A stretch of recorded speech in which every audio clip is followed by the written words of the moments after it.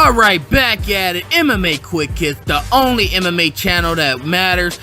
Hey, respect to all the platinum hitters out there, guys. I appreciate the support, and we're gonna keep this shit rolling. I apologize for the delay. I don't know if it was a delay. I don't really think anybody was super pumped for the prediction video for this fight card, but here it is.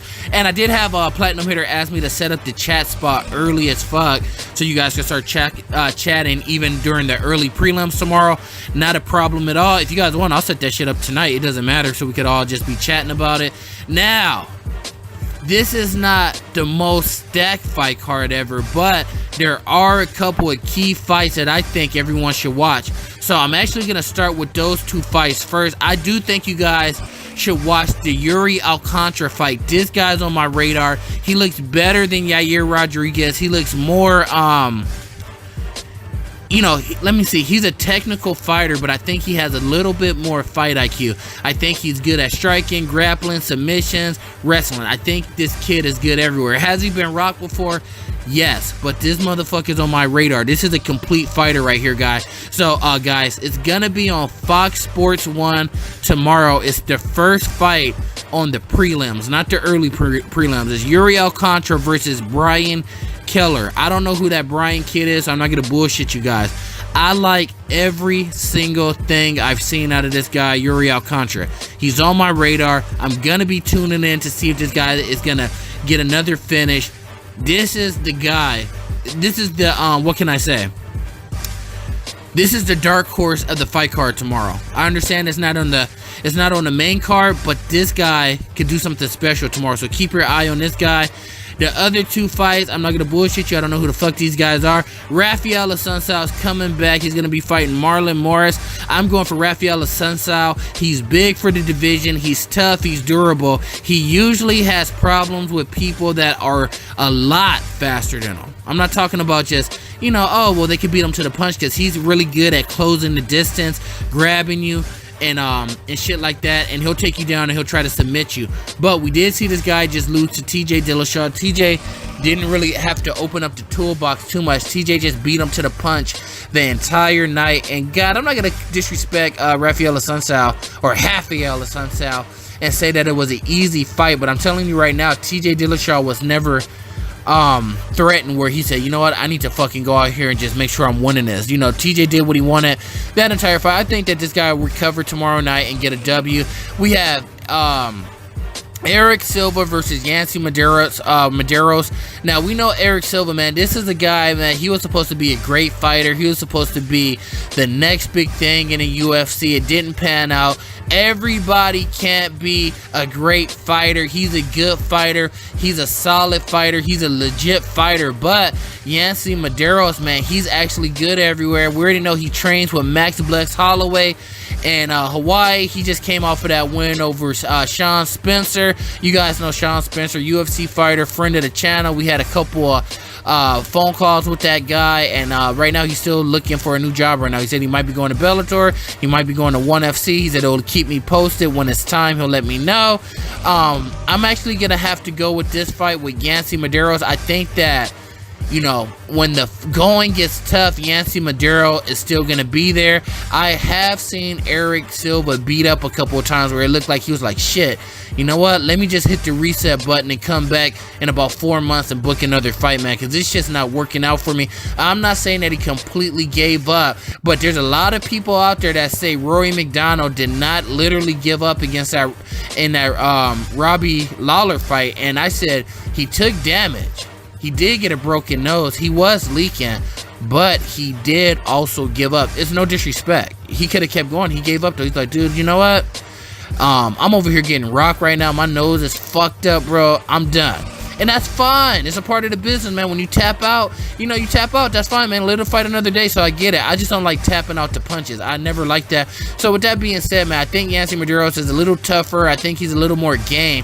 And I'm going to give him the victory for that fight. Now, interesting fight right here, guys. It's Paulo Paraincho versus Aloe Bambos. Now, I'm telling you right now, I know that this Ouluwale dude, man, go look at his highlights. This guy's dangerous. He's a little bit like the muscular build of Yoel Romero. He's definitely has some interesting striking. He does this fucking hand game that makes your eye, like he does this thing where and the funniest shit ever is me and my cousin always do this shit every time we spar with each other. We always fuck around and do this. But anyways, he always fakes shit. Like he'll act like he's gonna go to the body, but it's not a punch. He just like reaches for the body, and as soon as you go down the block, he'll do a spinning elbow, he'll do a head kick, he'll do a head punch, of course. This guy looks dangerous. I don't know if you guys saw what he had to say about Reebok. I like this guy's attitude. He's a young guy. He's not negative. He said, guys, I don't even know if you guys give a shit about this, but this is the outlook. This is the outlook that he had about Reebok yesterday during media day. He said, guys, we're fighters, we're sponsored, we're fighters, we're employees of the UFC or whatever he said. And he said, we have Reebok, a worldwide brand. Why would you not be thankful for Reebok? I'm not saying that we have to be kissing Reebok's ass, but I'm happy to be a Reebok fighter. I'm excited to be in the UFC. I want to just rise up the ranks. I want to bust my ass. I want to work hard. I want Reebok to come to me and offer me shit. I like this guy's attitude. He's an extremely dangerous fighter. He's the type of guy that, like I said, I'm going to compare him to a Yoel Romero just because of his physique. But, I mean, he seems like he's extremely heavy-handed, like Robert Whittaker also. So I'm going to be watching this motherfucker, man. I'm not going to say he's on my radar until tomorrow night. I need to see him another time. So that's going to answer a lot of questions for me. I'm going to pick him to win that fight. Then we have the legendary matchup, Vitor No TRT Belfort versus Nate Marquardt. For this fight, I'm going for Nate Marquardt to win in the first round. Vitor has no gas tank. All of his, he fucked up his entire body for life with steroids and TRT his entire life. I don't think people understand, man. Once you start taking TRT, you're supposed to take that shit for life, because it's supposed to keep your testosterone levels high as they're supposed to be. Not, they're not supposed to drop off every year. They already say, guys, when you hit 27, that shit takes a dump. When you hit 33, that shit takes a dump. When you're 40 years old, man, you're motherfucking lucky if you can still walk. I'm joking. I'm joking. All I'm saying is, obviously, Vitor cannot take the TRT. So, with that being said, for competition, he can't take it. But we know for a fact, this is his last fight in the UFC. As soon as this fight's over, he's gonna be in the back in the UFC tunnel, man, taking a shower, getting stitches, and he's gonna have a syringe sticking out of his fucking nuts, filled up with testosterone, just so he can make it through the night and feel good again. The UFC let this guy cheat so fucking much. It's almost like I can't even blame him. It's almost to that point where I'm like, dude, if they let this guy get away with murder for that many years, what the fuck? Who the fuck am I to say anything? They let him do it. Nate Marquardt, man, it's weird. It's weird that, Nate Marquardt and Vitor, they're both fucking cheaters. They both have cheated their entire careers. They both have popped dirty multiple times, and I think they may have an addictive personality. I think that's what it really is, because they're both hardcore religious guys. Like, you can't just say, like, how's it going, Vitor? He's gonna say, oh, I feel great. God has blessed me with this day. The sunlight is shining off of my TRT Vitor head and my dad bod, and I feel wonderful. Thank you, Jesus Christ. And then you have Nate Marquardt, man. He praises his religion and his daughter and his wife and so on. But my whole point is, outside of the religious thing that I don't really like inside the octagon, I think the octagon should just be about the fighting. My whole point is, I think that the guys just might have addicted personalities. Addicted to religion, addicted to the fucking steroids and shit that they put into their system. It's just, some people are addicted to shit. Like me, I can literally stop drinking Monsters. I could stop like, I don't really have an addictive personality, like, period. That's my whole point. But then I know friends, man, they're like, dude, I have to wake up and have a Monster every fucking day. Like, sure, me, I could prefer to have one every single day, but I don't fucking have to. I'll have some green tea. I'll fucking take a nap if I don't feel like, if I feel like I need to stay up all fucking day and be fucking buzzing. I'll just take a nap and wake up re-energized.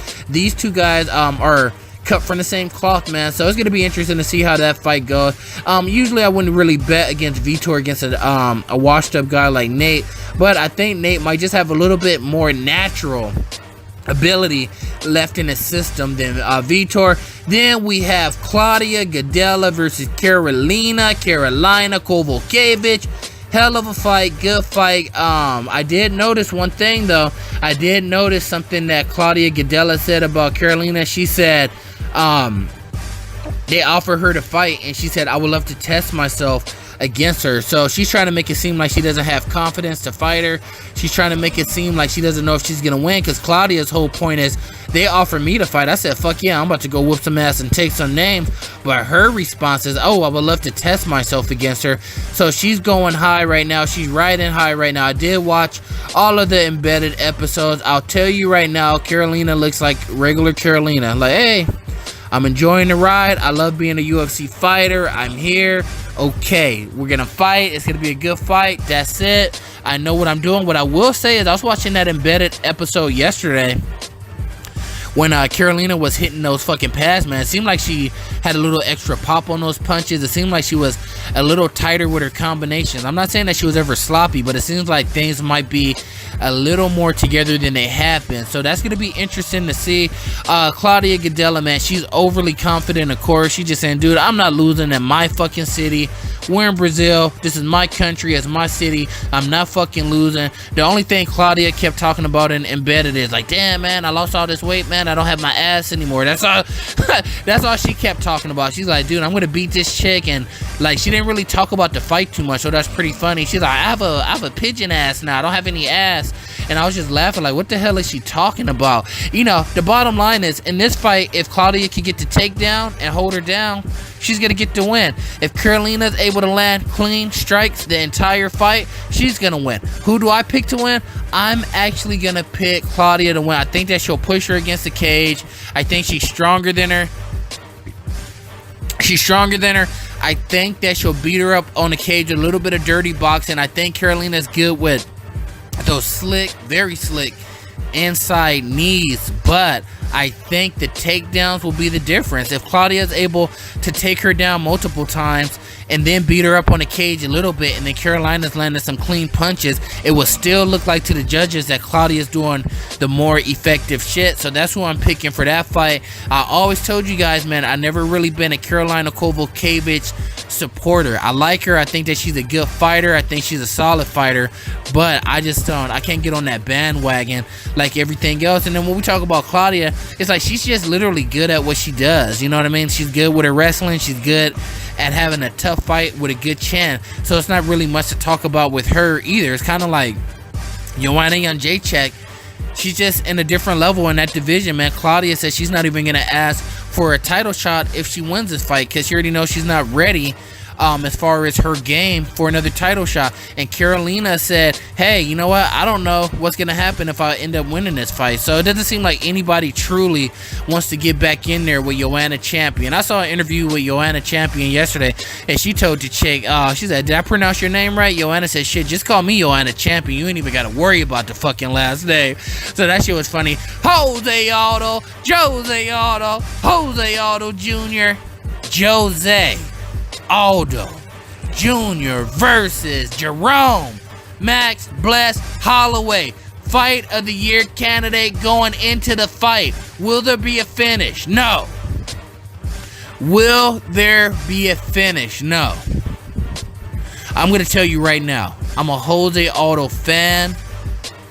I would say I'm as close as you can be to being a Jose Aldo fanboy without being a Jose Aldo fanboy that you can get. So with that being said, I'm sorry guys, I cannot bet against Jose Aldo unless he's fighting Conor. I think Conor just has that guy's number. Sometimes in life, someone just has your fucking number, and there ain't shit you could do about it. I don't see how Max Holloway is going to be able to beat Jose Aldo the entire night. I just don't see it. He gets a little too sloppy in there. I understand it got him to where he's at right now. Interim title, 10 straight wins. I get it. I hear you loud and clear. But Max Holloway, the thing that he does the most that's going to be a negative for him, he closes the distance so much that he's not able to get off any effective striking sometimes. Sometimes he's so fucking close that the guy has to like hold him, clinch him, just to say, okay, what am I going to do from here? So, for example, my cousin got clipped up in a fight, so he's like, hey man, can you teach me what to do if somebody's holding me against a wall beating my ass and they're bigger than me? I said, the first thing you need to do is fucking get some wrist control and switch positions with them. So with that being said, Jose Aldo is very good at getting his back off the cage and putting your back against the cage, but Jose Aldo is going to want to just start to exchange right at that moment. Max Holloway is going to step inside of his striking distance again and make it ineffective. But I think Jose Aldo is going to be able to land some knees. I think Jose Aldo is going to be able to land some uppercuts. I think Max Holloway is going to be trying to work. He's going to be trying to be active, but it's going to look so fucking sloppy that that the judges are not going to be sure what's landing and what's not, and what is landing.